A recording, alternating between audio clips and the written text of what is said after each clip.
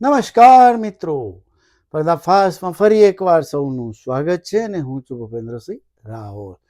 મિત્રો, હમણાં થોડા દિવસ ઉપર ઇન્ડિયાથી એક પત્રકાર મિત્ર અહીંયા આવ્યા હતા, તો એમની જોડે મારી ઇન્ટરવ્યૂમાં થોડી ઘણી વાતો થઈ. તો એમાં મેં વાત કરેલી કે આપણે મંદિરો બનાવવામાં બહુ હોશિયાર છીએ અને વૈજ્ઞાનિક સંસ્થાઓ બનાવવામાં સ્થાપવામાં થોડા ઓછા છે, એ રીતની મેં વાત કરી.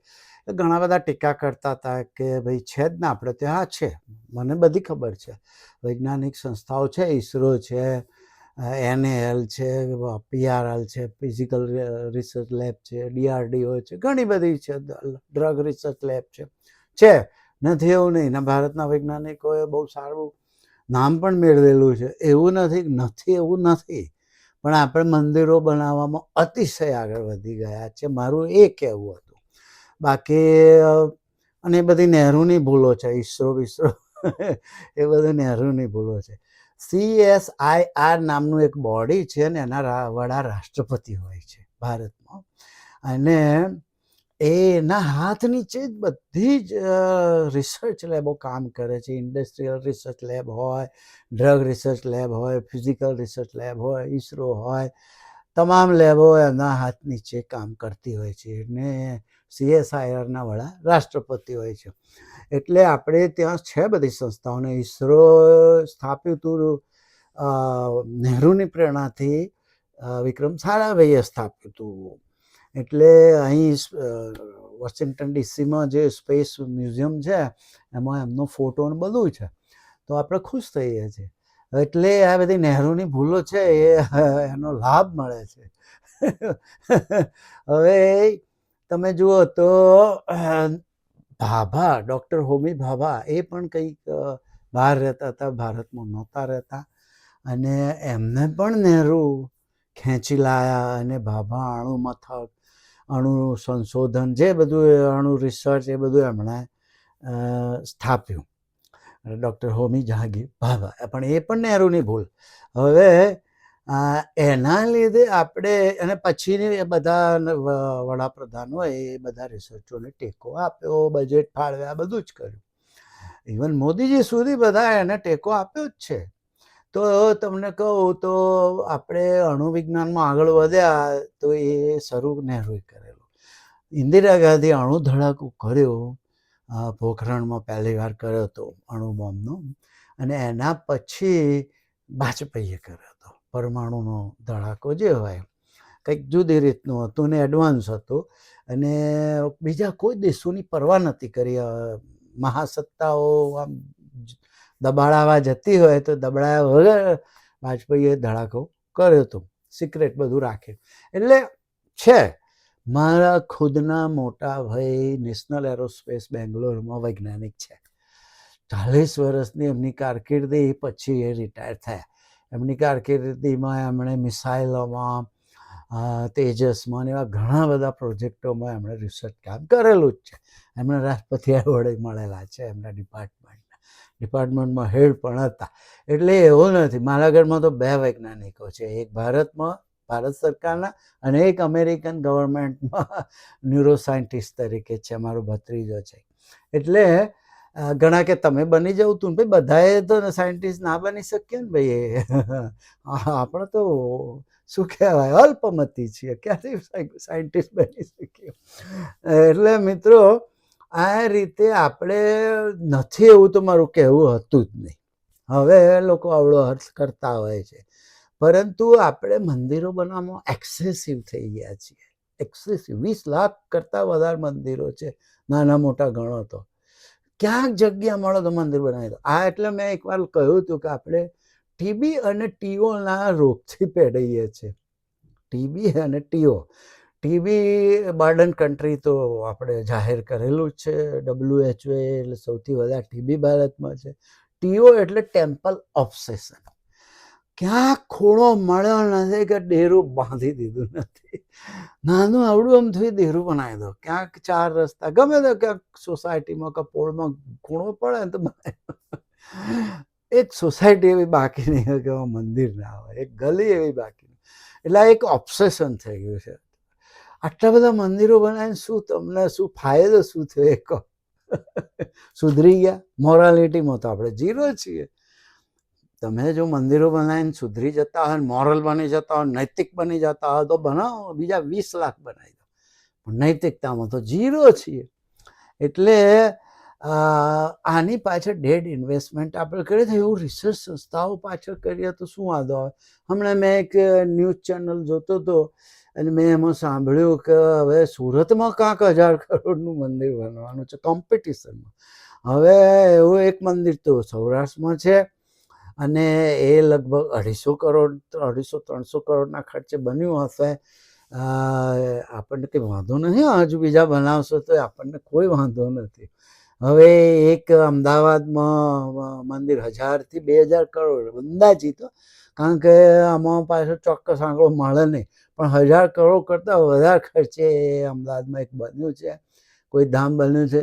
અને એ જ માતાજીનું બીજું અમદાવાદમાં છે, એ કંઈ 350 કરોડનું છે.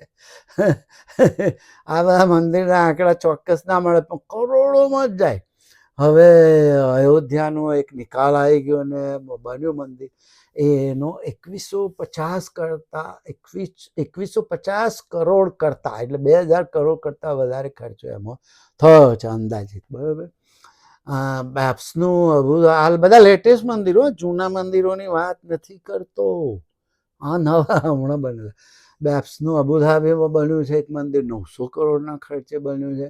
અહીં પેન્સિલ્વેનિયા ન્યૂ જર્સીમાં બન્યું છે, પણ એને આપણે ગણવું નહીં. પછી વૃંદાવન ચંદ્રા બિહારમાં બની રહ્યું છે, નિર્માણાધીન છે. એનો ખર્ચો અંદાજિત 300 થી 700 કરોડ થશે. પછી પાછું બિહારમાં એક બીજું વિરાટ રામાયણ મંદિર બની રહ્યું છે, એ લગભગ 500 કરોડના ખર્ચે છે. યાદાદ્રી તેલંગાણામાં એક મંદિર બની રહ્યું છે, એ 1200 કરોડથી વધુના ખર્ચે બન્યું છે, એવું કંઈક સાંભળ્યું. બંગાળ માયાપુરીમાં ટેમ્પલ ઓફ વૈદિક પ્લેનેટોરિયમ, એ મંદિર 800 કરોડનો અંદાજિત ખર્ચો છે. આ બધા લેટેસ્ટ હમણાંની વાત છે. હવે આ જે મેં કહ્યું કે સૌરાષ્ટ્રમાં એક છે 250 કરોડનું મંદિર, 250-300, એવું બીજું 1000 કરોડનું પાછું સુરતમાં બનાવવાનું પ્લાનિંગ ચાલી રહ્યું, એવી વાત સાંભળી છે.